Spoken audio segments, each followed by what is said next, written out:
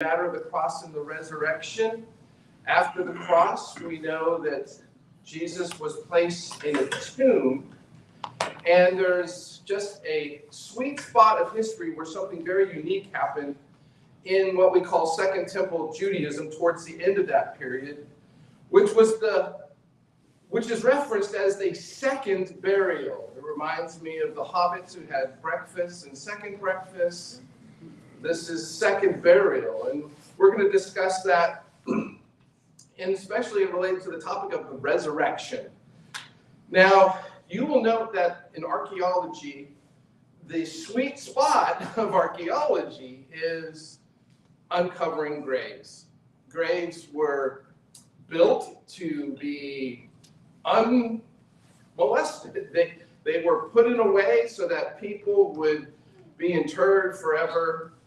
And what we find out in archaeology, and of course the greatest example of that would be the pharaohs in Egypt. We find out so much about their culture, what's important to them, how they viewed the world. You can often find so many clues in the way that they buried their people. Some cultures do things differently, but an archaeologist usually finds the most that they can learn about an unknown group is through their burial practices. And it's always a sweet thing to find a burial mound or location that has not been looted, because that's where you find the most artifacts that will tell you about what they thought about life and who the person was, and on and on and on. Even today, as a minister who presides over funerals, I've seen families put keepsakes into coffins to send with their dearly departed, and I don't know if they're thinking someday they might be brought back up in some perspective, but those types of artifacts are uncovered specifically at these sites. So what we want to tackle is the Jewish view of the afterlife.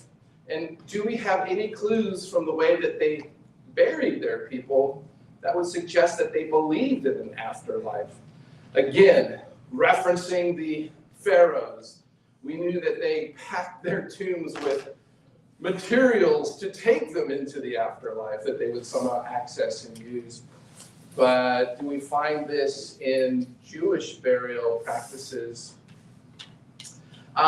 So there's questions. Can we determine what they think happens to the body and what happens to the soul?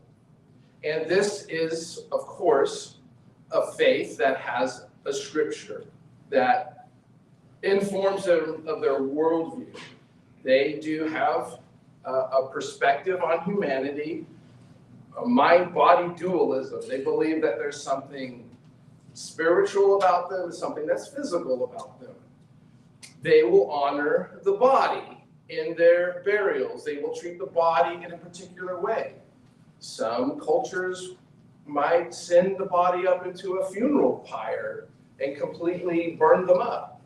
The Jewish people did not have any of those practices. The bodies were cared for in a very delicate way. And there was also the conviction that every body is not just an animatron, that we have a spiritual component that is the soul, that there's a way that we not only connect with God, but with one another. And what would happen to the soul after death? Would there be any future interaction at some particular day where both body and soul might be reunited and begin another dimension of reality? So, of course, we often refer to this as resurrection, where a body is more than reanimated, it's revivified, and the person is brought back to life as that person who they were in their first life, and yet there would be some distinction about what their new body and what their new practice in the eternal realm would be. So, do the Jewish people have a predominant view on this matter? So I want to read this quote and just to be real honest up front, one of my favorite cheat codes is to go to websites because you can just copy and paste what people say instead of typing out of books. All that material, are you typing all of those things, or do you? All from memory. Oh, beautiful. Okay, so here's a quote. Judaism is famously ambiguous about this matter. The immortality of the soul, the world to come, and the resurrection of the dead all feature prominently in Jewish tradition, but exactly what these things are and how they relate to each other has always been vague. And this is from a website, My Jewish Learning, and I would challenge that. Really, was Judaism vague about these issues? Why did they have a tradition for immortality of the soul? Well, because they had scriptures that told them that something is going to happen beyond death. We know that famously from the book of Ecclesiastes that God has put eternity into man's heart. No one goes to the point of death and doesn't think that there might be some existence, some self-realizing existence after they die.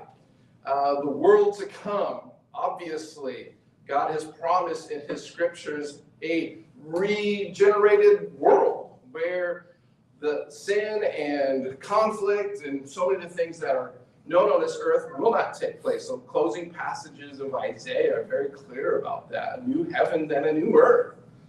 I don't see how that is vague or ambiguous. And of course, the resurrection of the dead. Why would there be a tradition for the resurrection of the dead if it was not specifically referenced in their scriptures? And because this is a modern website article, and I think it was alluded to last night, there is a type of Judaism that isn't interested in treating these matters. Maybe because they're not as interested in treating everything that the Bible says.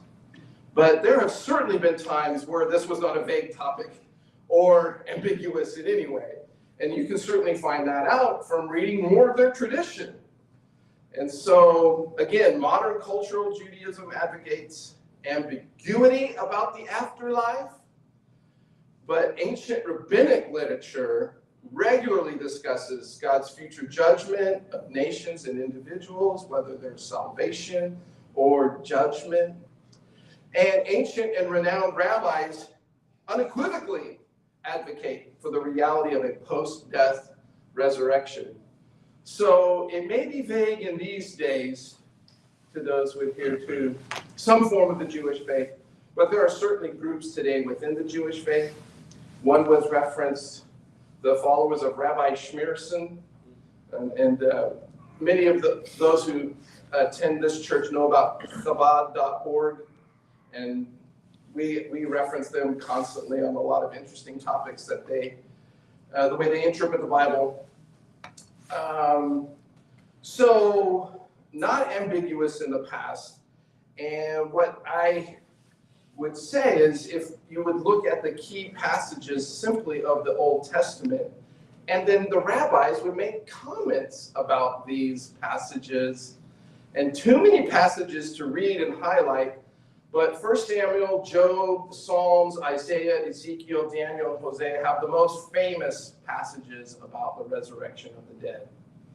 And the rabbis who wrote, and it's one thing I wanted to ask Shane last night, we didn't get to it, he had so many good questions last night, is there is a lot of literature that has been produced by the rabbis, the Talmud, the Mishnah, the Targums. I think it'd be nice to understand what each of those categories represent and how they impact Jewish teaching.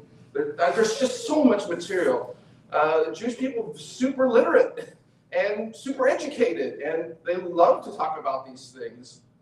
And so if you're going to make comments about what we read in the Psalms about passages that directly discuss resurrection, you don't get ambiguity out of these rabbis.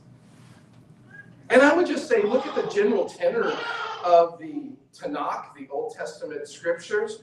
Just start in Psalms. Here's a very famous passage that we should know very well about. Blessed is the man.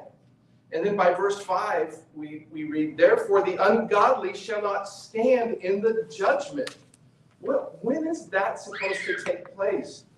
When is this day of judgment? Nor sinners in the congregation of the righteous. We're having a division of humanity, that someone is having judgment pronounced upon them, and someone is being declared righteous. For the Lord knows the way of the righteous, but the way of the ungodly shall perish. This seems to me just to be a general understanding that God has the ultimate destinies of men planned for them. And, you read the word perish, you're right there at John 3:16, aren't you? And the reason why Jesus came?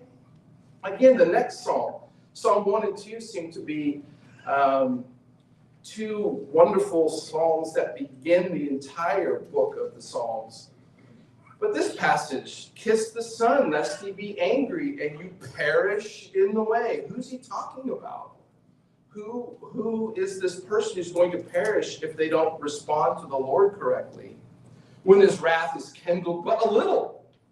You don't want any part of God's wrath coming on you. When would that wrath take place in the life of the people being discussed? Is this only on earth, or is this some post-life existence?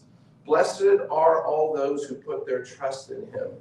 Well, certainly we put our trust in the Lord while we live, but it just seems that we're talking about ultimate realities that extend beyond this world.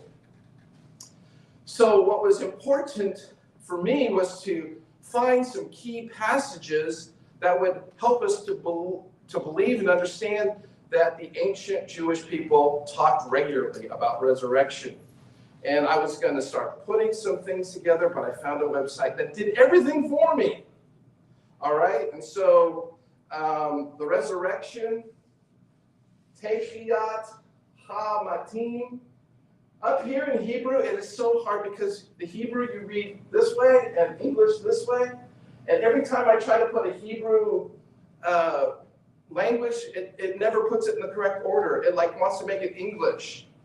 So this is actually the first word, Tikiyat. That's the tau and the yods in the tau. Tikiyat. Ha, definite article, matin. Ha, matin, plural. The resurrection of the dead ones. All right. Just letting you know that was out of order for anyone who wanted to. You want to say something about that? Okay. So on this page, or on this website, which is labeled right here, and I could turn you to it, it just has every single reference to ancient Judaism and when anyone ever talked about resurrection. And so what do you find? You find it talked about in the Apocrypha. You find it in Sanhedrin tractates, which is another part of the Talmud. You have the most famous rabbis in history talking about resurrection. I'm sorry it didn't come out very clearly, but that renders the word resurrection. And in fact, we learned about the Jewish conviction that comes from the Rashi, and he's speaking about Joseph. And Joseph says, do not bury me in Egypt because its soil is destined to become lice, which will crawl under my body. Why does a dead man care about what's going on with his body? All right? And because those who die outside the Holy Land will not be resurrected except with the pain of rolling through underground passages. So the Jewish people from the Rashi, believe that those who die outside of Israel must dig tunnels through the earth so they can come up and resurrect in Israel. And so it was really interesting that Chabad.org was building tunnels in New York the other day. And very interesting to me that Rashi, who lived in France, could quote this. Do you want to say something about this? Yeah, actually what they believed was you would, if you died like an exile in Babylon, you would kind of roll underground and you would resurrect at the Mount of Olives. There you go. So, and even Maimonides, one of the most famous, most quoted rabbis, has a document called the 13 Articles of Faith, and he says the resurrection is reality. So nothing ambiguous from these references about the resurrection. What website is that where you can access all this great information? Well, it's right here, and you come to me afterwards. I know it's not going to show up on the video, but I have it loaded on my computer right here, and I will send it to you or show it to you. Okay? It's huge. It's long, long, long, long. Okay, because I haven't shown pictures for a while, I had to show you a picture. Here is a grave that looks to me, this is a Jewish grave site, tomb. To me, it looks like an excavation team was probably building some structure and they accidentally bumped into it and tore the roof away. But you can see these burial niches. I hope you can see them. It's been looted because nothing is inside of those burial niches. And what's really interesting about this is it's in Jericho, some 40 kilometers away from Jerusalem. A lot of wealthy people in Jerusalem had second homes in Jericho. For you Californians, Jericho is like Palm Springs. It's the place you went to escape the heat or to find winter warmth.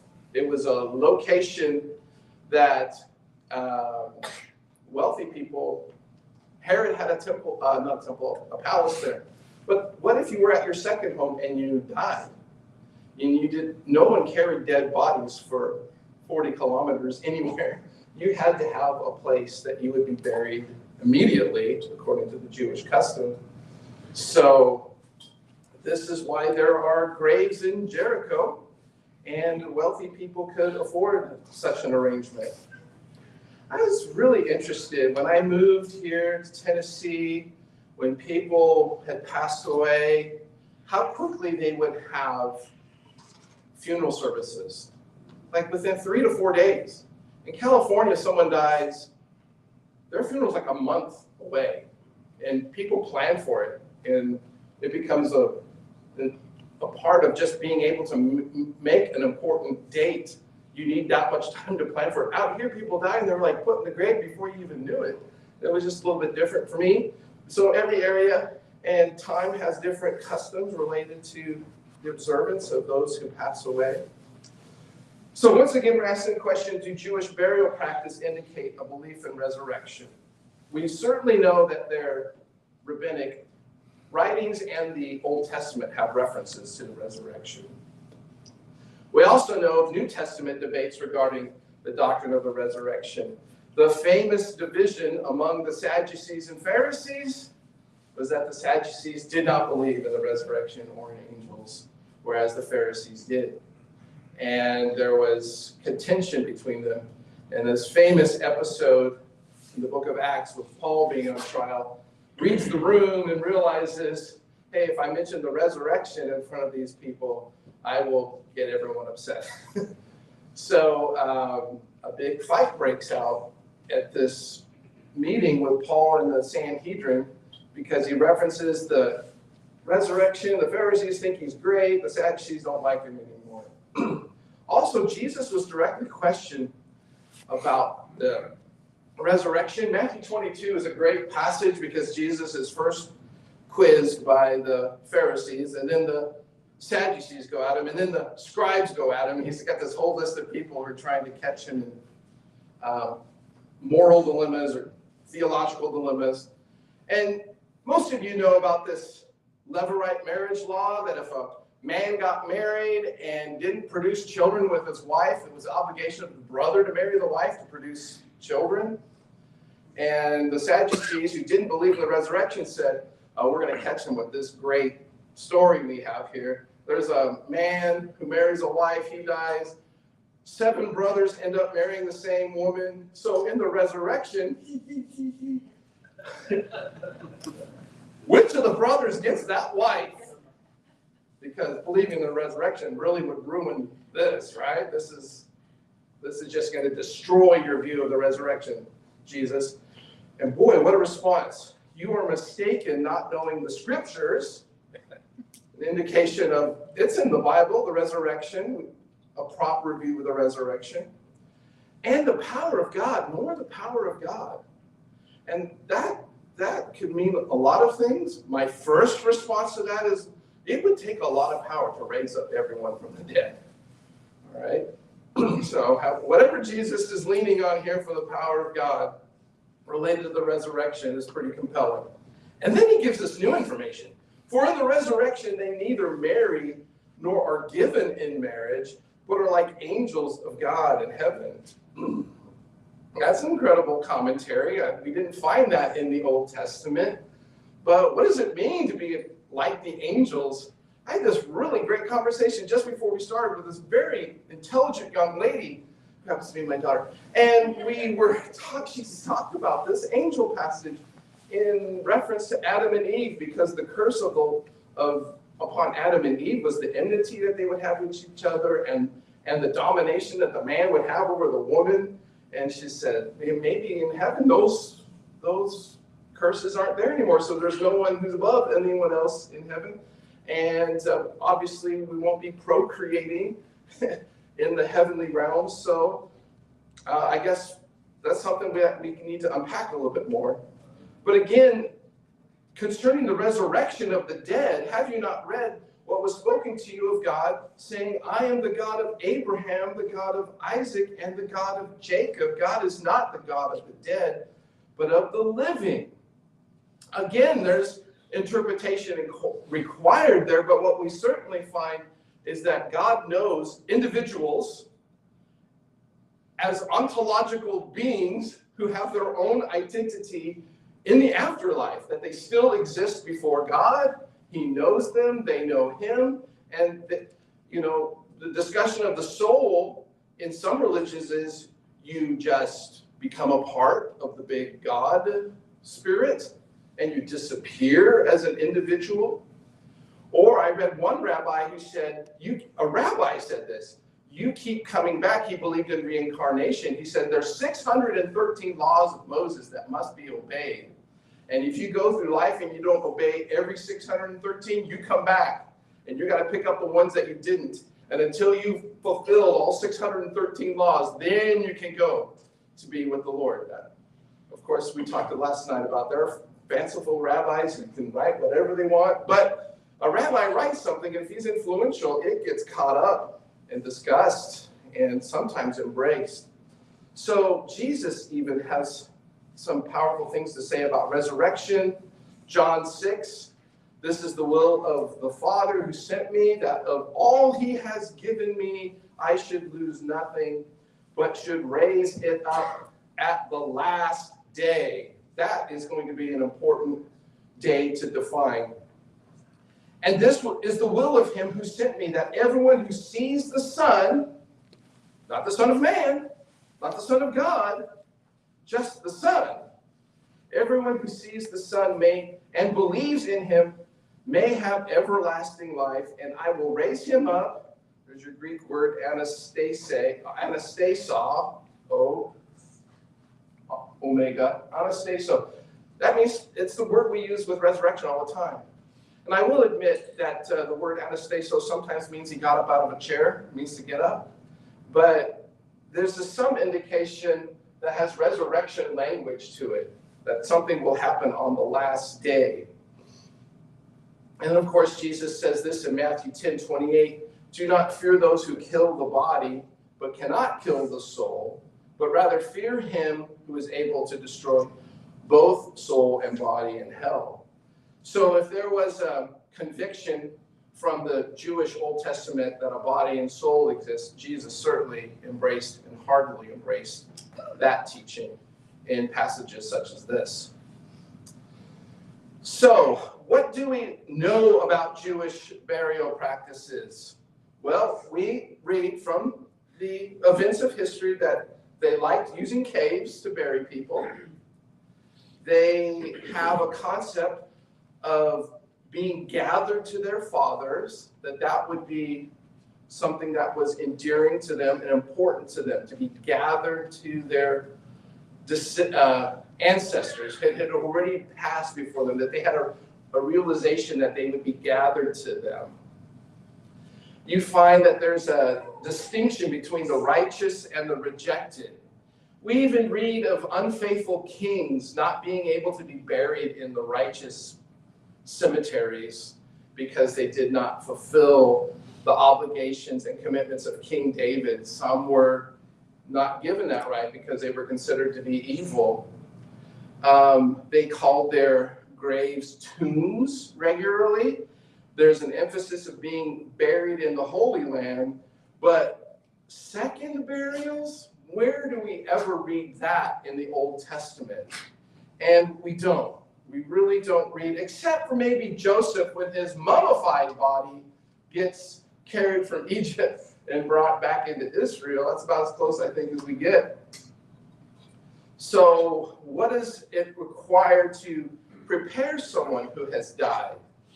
And burials were immediate. I think they were buried, put in a cave tomb within the day, within 24 hours.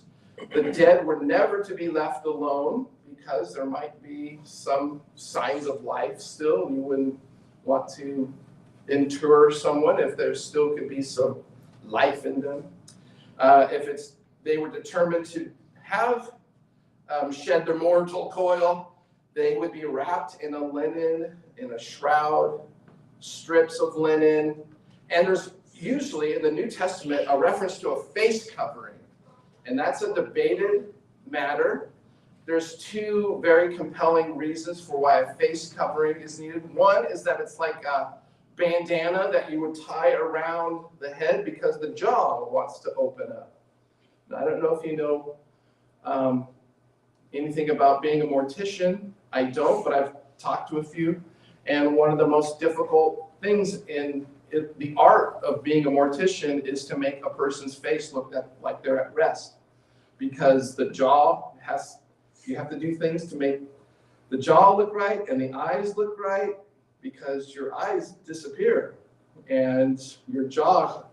So they have to do things to make you look like you're at rest to the end. So that's another thing, because there's some disfiguring that comes to the face, maybe just covering it. The whole idea of the word Hebrew paneh, to be in the face of God, that is such a delicate and intimate thing. To see someone's face disfigured is another possibility for why there's always a face covering. Their body would be placed on a bier. I've learned this word. This is like a stretcher of some kind. And while they're on the stretcher, that's when they would anoint the body with ointments and perfumes and aloes.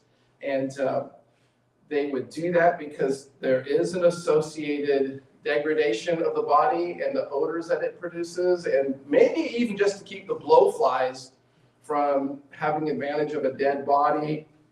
They were placed into a tomb and it was closed.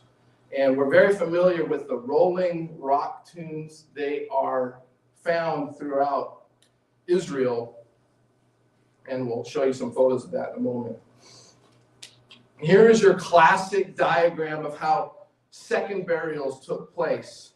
Here's a person at their first burial. They've died, their body's been prepared, they've been brought in through a stretcher. They go through a small door. Look, you can't put a rolling rock in front of a 6-foot entrance.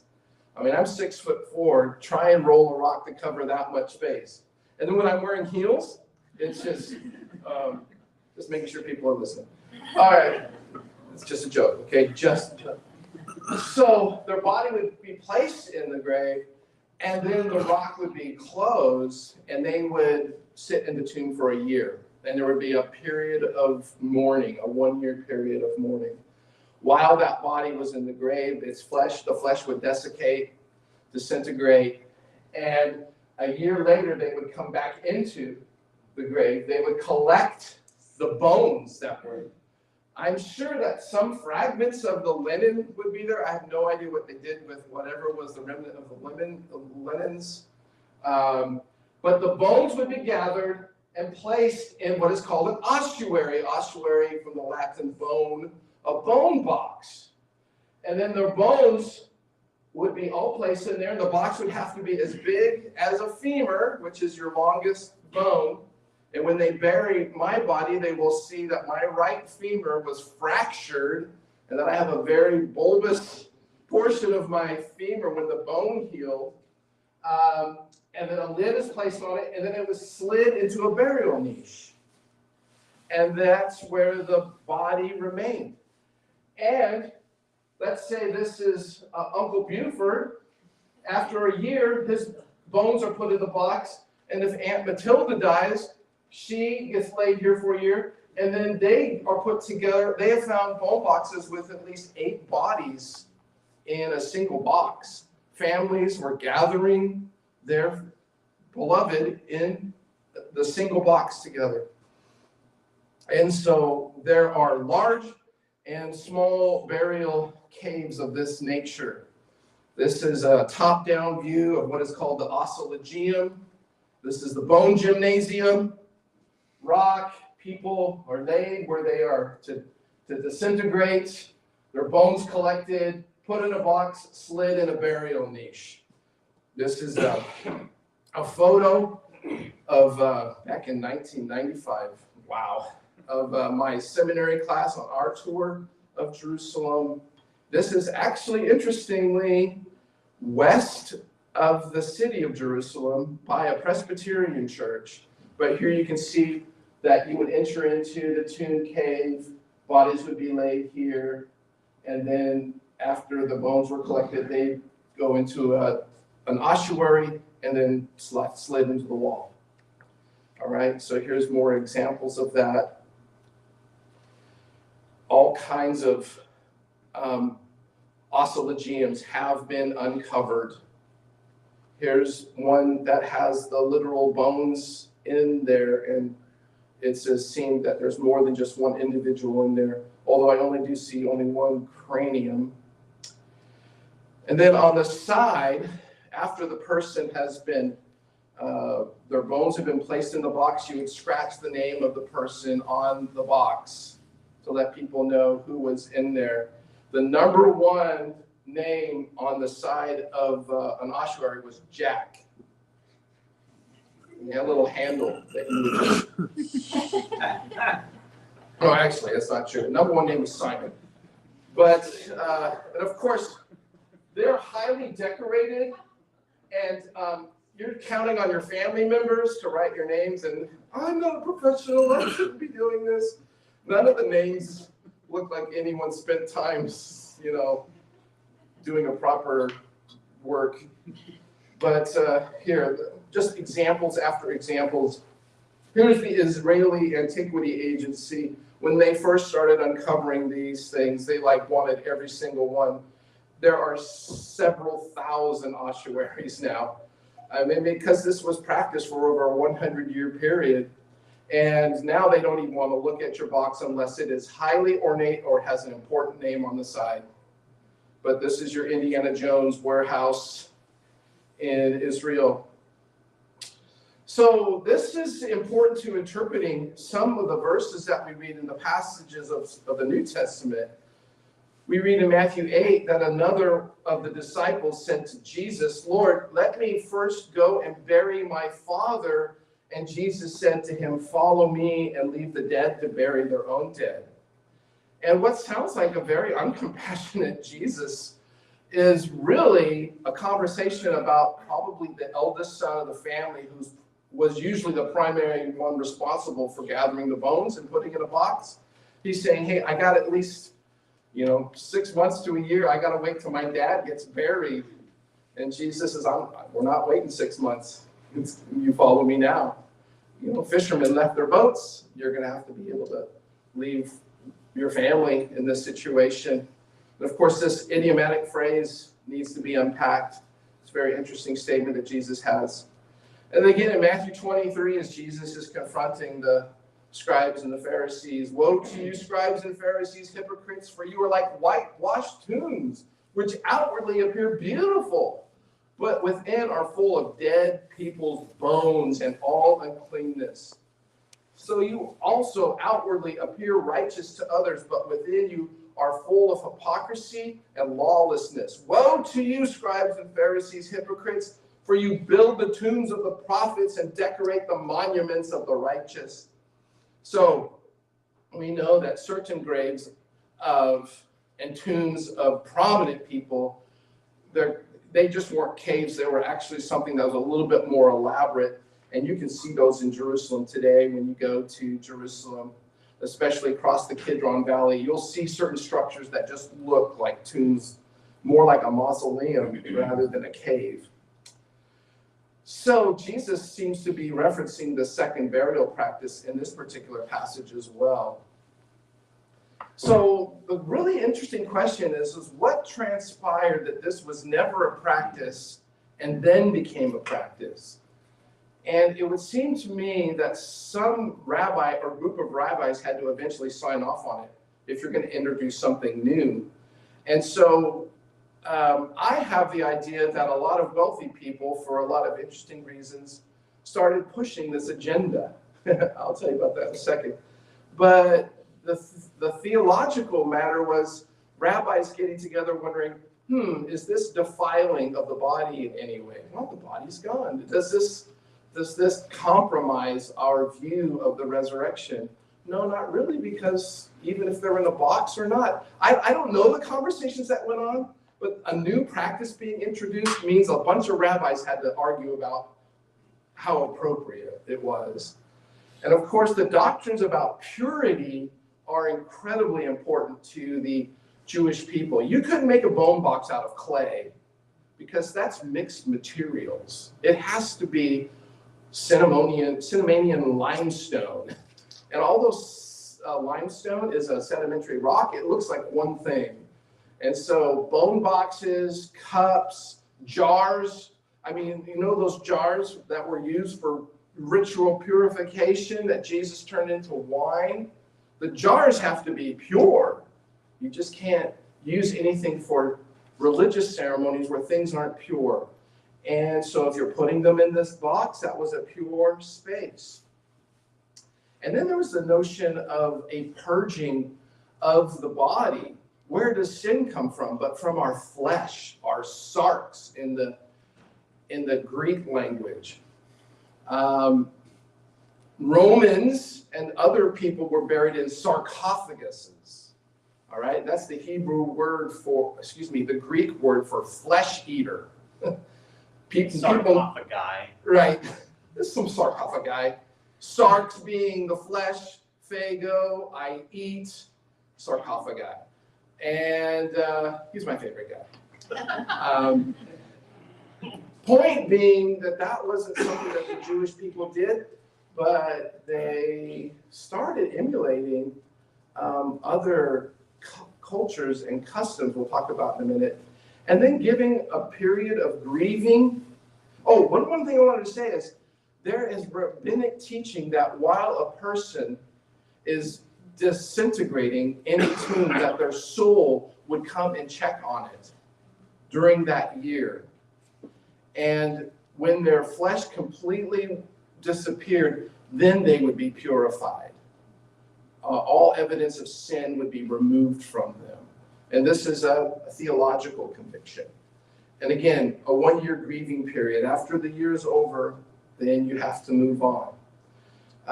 Now, there are common customs of all kinds of nations that perform different burial practices. The Jewish people have lived among the nations all their lives. They have found that they had practices as well. Here is more of a Greek burial chamber, especially this one. This is my daughter and I just came back from Greece, and we went to the tomb and the grave of King Philip II, who's the father of Alexander the Great.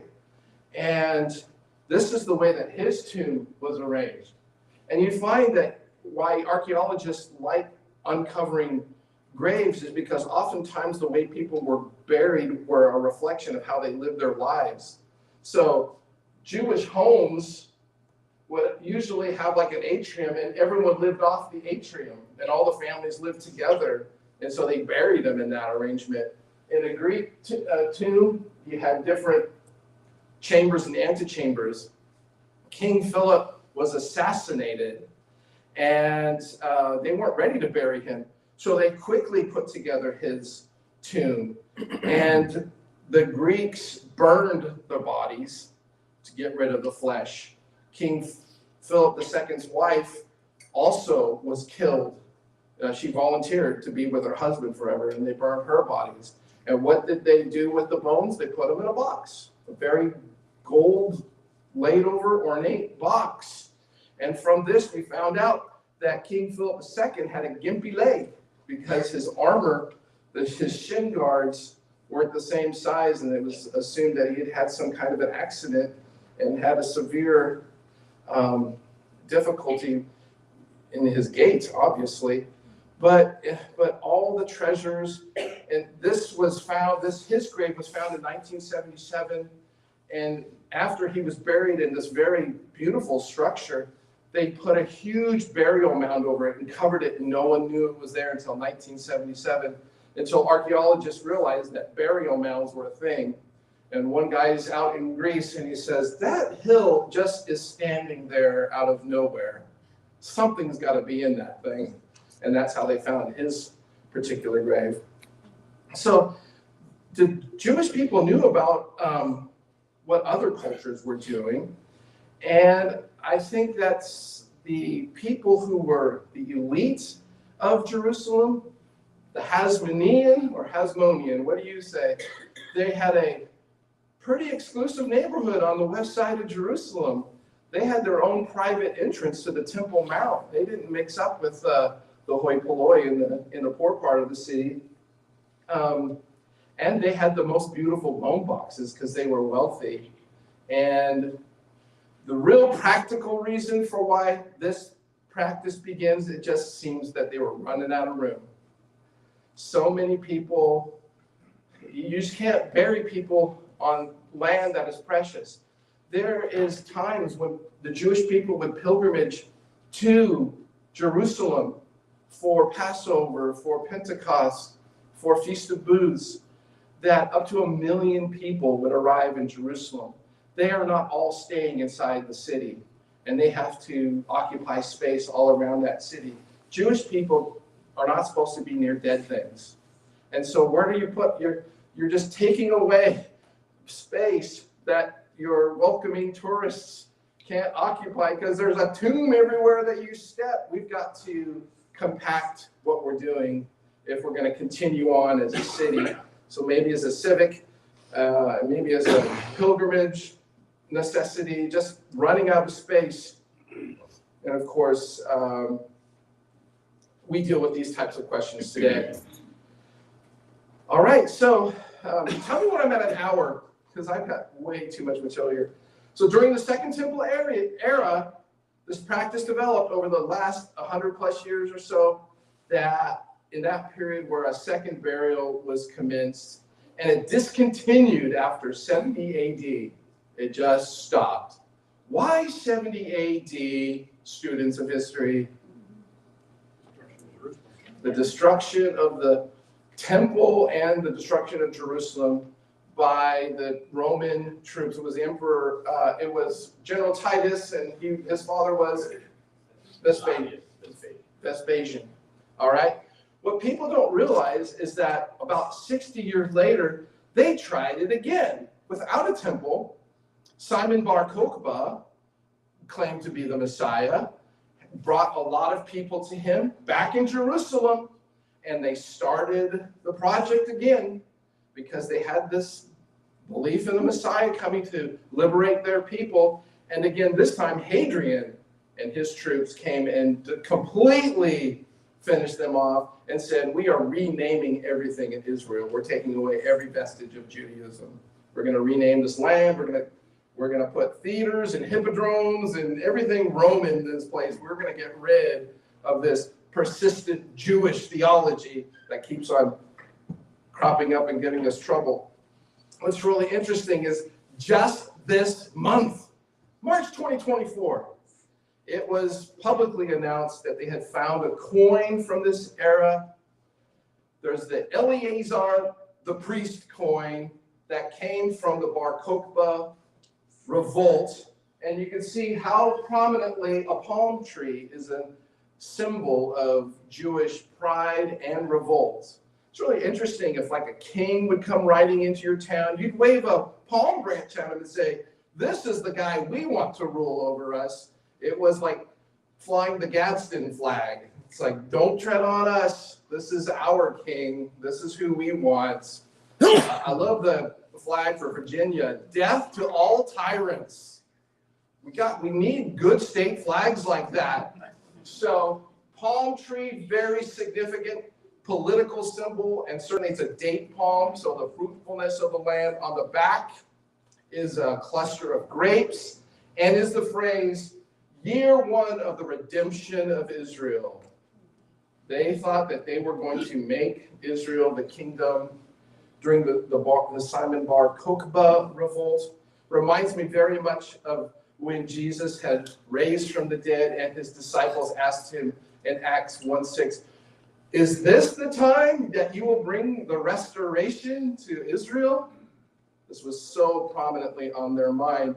In the Bar Kokhba revolt, they wrote it on their coinage, that this is now God is redeeming Israel.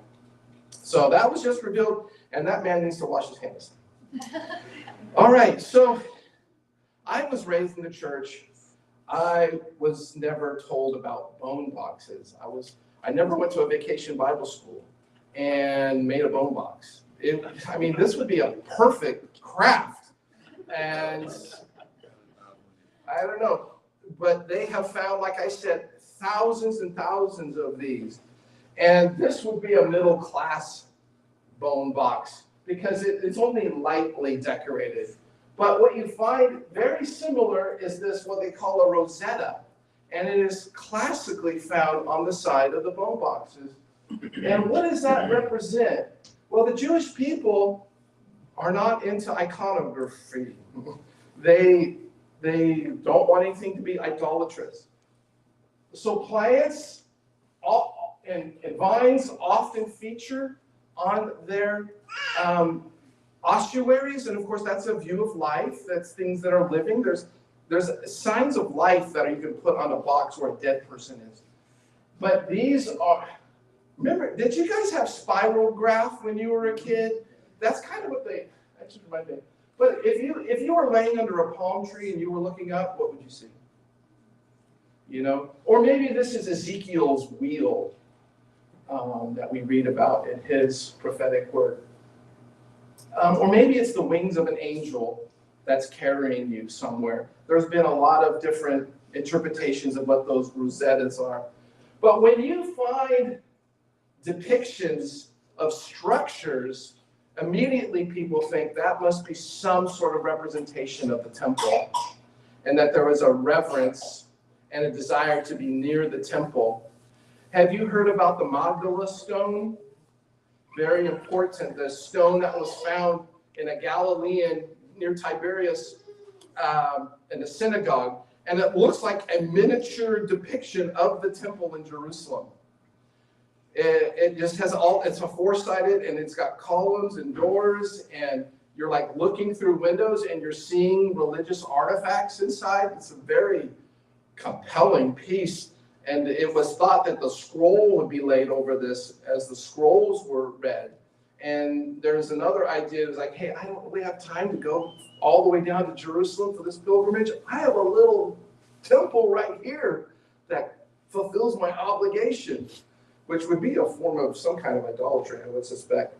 But there is a love and an admiration for the temple. I got more to show you.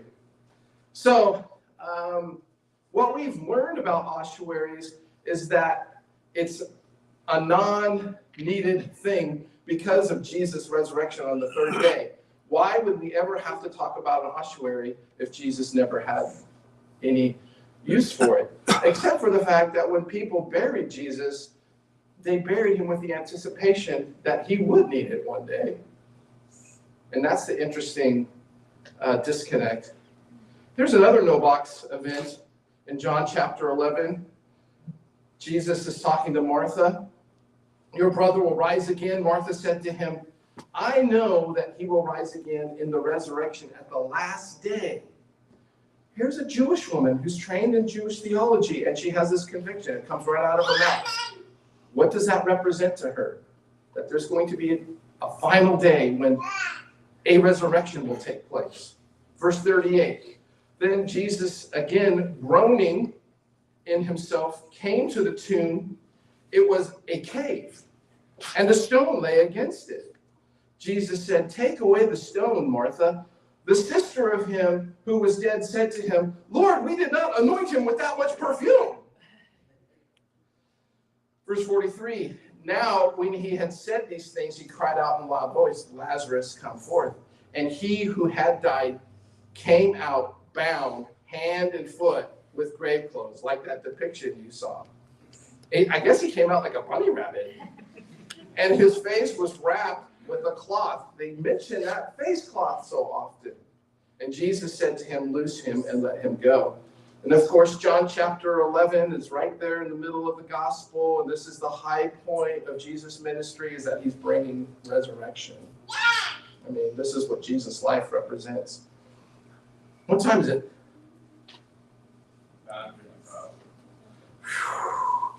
We're going to go a little bit longer. So once again, the growth of Jerusalem seems to push people into this practice. There's the theological understanding of gathering to your family. There's a set time for concluding a period of mourning, and purification and sanctification concerns are being met in this practice of second burials. If you came back 1 year later and the body of your dearly departed still had all of its flesh on and didn't decay, you could say of that person from Psalm 16:10, this is God's Holy One, because he did not decay. And this is part of Peter's address on Pentecost. He says, we know where King David's tomb is, but Jesus is the one who fulfills this passage. His body did not decay. All right. Fast pictures. I think this is a more wealthy family, and vines and rosettas. Now this is like a World Series. I mean, I've never seen an ossuary like this. But you've got these rosettas over what is presumed to be the temple. So maybe there was some kind of decorations on the temple. That's what people were putting those on their ossuaries as well. But I mean, that's a very wealthy family that can put that together. It was said that your basic bone box, entry-level bone box, a worker's wage for 1 day. But if you wanted something that was, this is like a Lambo right here. Now, this is probably one of the most famous of all of bone boxes. Highly ornate and decorated. Look at that. It's even upholstered up on the top there. This is the ossuary of Caiaphas, the high priest. His name is scratched on the side. He's got family members in there. A person who was responsible for the death of Jesus, we have his bones. And it's a powerful testimony to the fact that the people, practices, and places of the Bible are accurately represented when we uncover them by other means of assessing history. He lived an important life, didn't he? This one became the box that actually intrigued me about ossuaries. Rich family, poor family. What's significant about this is what was written on the side. It says Yaakov, Yod, Ayin, Kaf, Beta, not Beta, Bar, Bet. All right, Yaakov, Bar, son of Yosef, ending noon, long. The brother, now son in Greek is Weus. Here is Aquiu, which means brother, and evidently this is like Galilean dialect. It's not proper what they would say in Jerusalem, but it says that it's the brother of Yesu, Yod, Shin, There's this weird vowel that I don't know what that is. It represents a vowel I in. This is an R. It's an E. So, wow. Do we really have the bone box of James, the brother of Jesus, who was referenced last night? And I thought Josephus said he was thrown from the Temple Mount. Stoned. Stoned? So their version of stoning isn't actually throwing rocks. They actually throw them from a height. So it could Okay. Yeah, I thought I read that in Josephus. I do believe that is a reference in one of the early churches. Okay. So you can kind of give credit. Thank you. Yes. Say Jacob. Yeah, but it says Yaakov. James is the same as Jacob. It's just an anglicization. Got it. Whenever you see James in the Bible, it's usually in Hebrew it's Jacob. That's why he's here. I was going to say that this, for some reason, this particular ossuary goes to a trial about forgery. Some people like this has got to be forged, and there were technicians and investigators, and they looked at the patina, and at the end of the trial, it was deemed to be a forgery. But the trial had many people saying, I'm sorry to put it this way, but it sort of felt like the OJ trial for all you old folks. It's like, oh yeah, it's a forgery. And so even to this day, people still debate whether that was legitimate.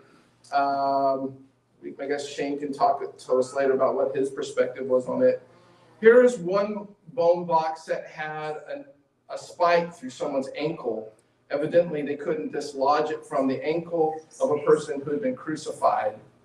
So the spike was through his ankle. Interestingly enough, they found olive wood between the spike and the bone. And olive is like, it's good for building furniture and like steak knife handles, but not trees typically. So it's sort of an interesting way that this person may have been crucified. But again, evidence of the Roman crucifixions. And so here's this event when Jesus is on the cross and he cries out in a loud voice and he yielded up his spirit. And behold, the curtain of the temple was torn in two from top to bottom, and the earth shook and the rocks were split. The tombs were opened, and many bodies of the saints who had fallen asleep were raised. And coming out of the tombs after his resurrection, they went into the holy city and appeared to many. I tell you, that was always very problematic for me as a young man reading that kind of language. But now that I know about second burial practices, these aren't people coming out of bone boxes. These are people who've recently been interred. They still have their flesh. They were dead. They were placed in a cave tomb. And when Jesus was crucified and an earthquake came, these people were raised from the dead. It's almost like a movie preview. Coming on the last day. There they are, up from the grave. People who had their flesh and bone and people. It's a miracle. It's the power of God. It is a miracle. But it's certainly a specific class of people that would have come out of the graves. And they needed the earthquake. That would be real sad if they came out of, and they couldn't push that rock away. I mean, that would just be weird. So, in light of the Jewish second burial practices of this time, we know that a family member would need to return to the tomb to gather the bones, in this case of Jesus' body, and then intern his bones in an ossuary. And in Jesus' case, Joseph of Arimathea knew he would get his tomb back in a year's time. I always thought, wow, that guy gave his grave away. It's like a temporary holding spot. He would have been able to use it too. But since Jesus' body was no longer in the tomb, none of these associated actions were required. When you go to Jerusalem and you look across the Kidron Valley, this is more parallel to what is called the City of David. It's the southern portion of the temple. All these are boxes of people, of dead people. And you don't see anyone visiting because it is not a Jewish practice to be around dead people. It's always tourists who go here. Yeah. Oh, but they put the stones. They put the stones on of remembrance. They Exactly, but not like a regular thing. It's a standing stone to remind you. Yeah, very good. For me, it's interesting because those boxes aren't very big. I don't know how they're getting them in the boxes. But this is currently practiced in Israel today. So here's the implications. Does the second burial practice impact the Jewish perception of the resurrection? I don't necessarily think it teaches us, obviously, that they believed in the resurrection. It would be a trouble if the resurrection came and you were still only 1 year and you weren't like completely purged of your sin yet in your flesh. But we do have a passage from Ezekiel that God can raise up dead bones and reanimate them and put on flesh and muscle and ligament. But I don't think it directly communicates that they believed in resurrection, although it doesn't stop the notion from happening. Do the Gospels reflect the details of a people anticipating a second burial? Yes, everywhere. Joseph and Nicodemus, when they take the body of Jesus, they are bringing 75 pounds of aloes and perfumes, and the women do the same thing because they're unaware of each other. So there would have been a double application for the body of Jesus. We read from the scriptures that he was wrapped and he was laid in a tomb. We know that there was a rolling rock placed in front of the door, and in Jesus' case, there was a seal and some guards. When the disciples enter, we read about them stooping to get into the location. Burial clothing are left behind. Clothing is folded in the burial chamber. Angels are said to be there, one that stands at the head and one at the feet. So this is all accords with what we understand from history. John's Gospel also mentions the face bone. The what? The face bone. Yes, being folded, left behind. Where did all of this occur? That's the big question. And Shane's going to be addressing some of this. It has to be outside the walls of Jerusalem. I think it has to be a walking distance from this place called the Skull. It's on the byway of the city roads because people are walking by mocking Jesus. Was it near the temple because of the reference of the torn temple curtains? It was definitely near some graves because nearby there was a new one ready for use. There has to be some garden area. The location of Pontius Pilate is very important to this discussion, where he had his trials and where, again,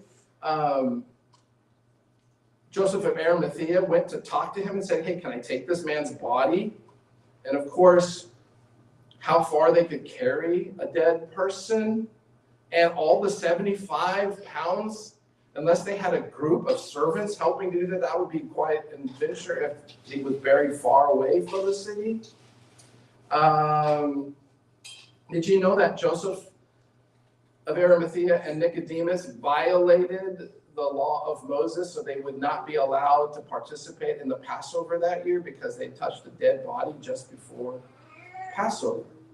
Did you know that in the law of Moses there's second Passover, Pesach Sheni, that if there was for some reason you were violated from keeping the official Passover, 30 days later you could keep it again, and you were allowed to observe the Passover.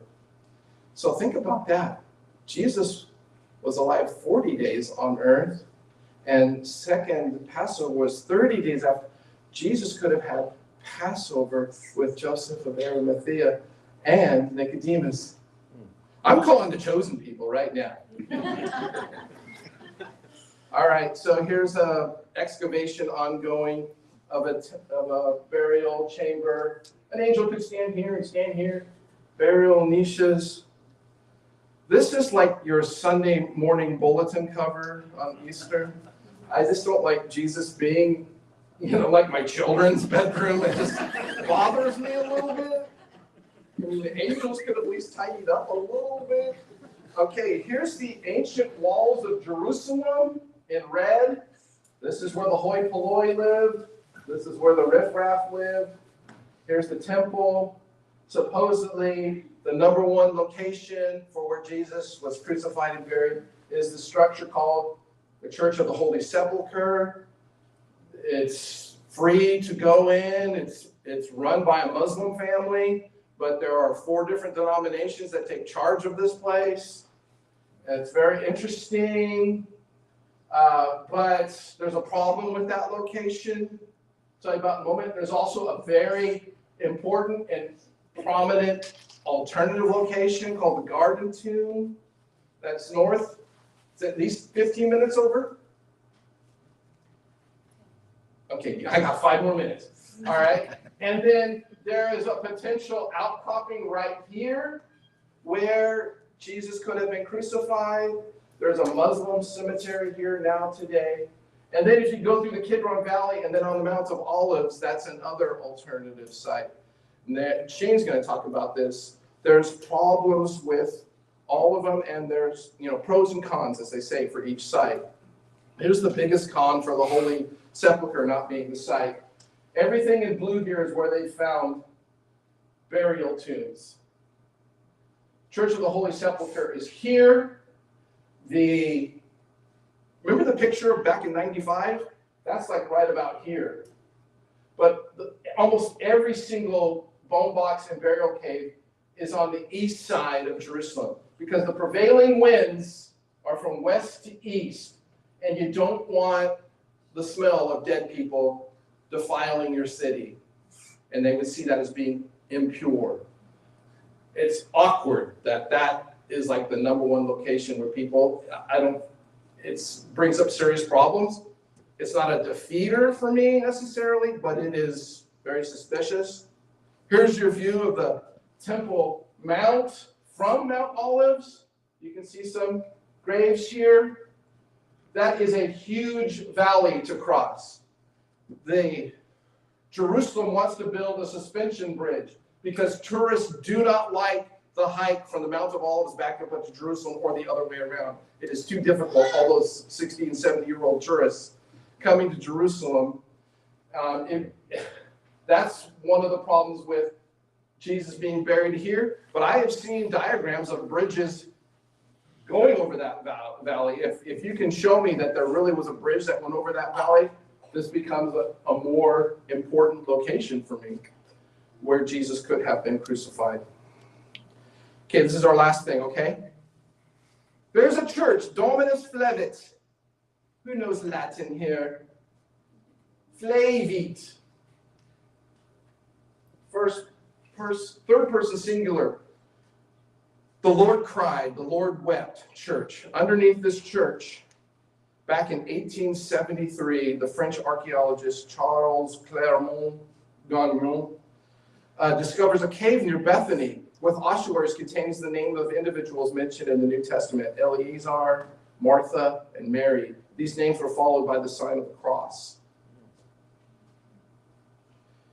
Here's a picture that's off the computer screen. I didn't know how to do screen capture in the day. Look at how many of these ossuaries are just stacked in this room. On this bone box or ossuary is the name written Simon Bar Jonah in Aramaic.